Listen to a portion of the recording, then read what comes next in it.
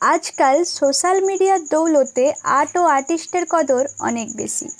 তেমনই এর এক অদ্ভুত দিক আছে, যার যত বেশি ফলোয়ার্স তার প্রতি মানুষের বিশ্বাসও অনেক বেশি।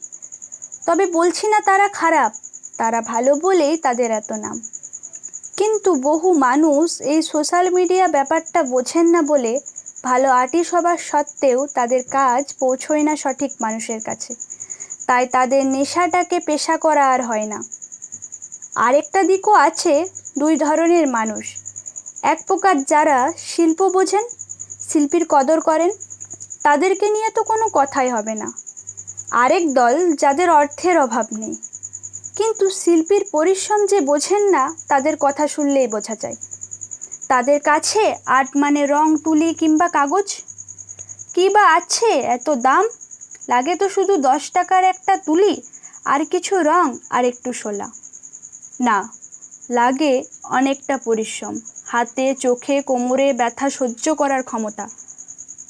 মানুষের যে কি অসম্ভব বার্গেনিং লেভেল, সেটা তাদের সাথে কথা বললেই বোঝা যায়। যাকগে, আমি তাদের কথা ভাবি যারা আর্ট বোঝেন।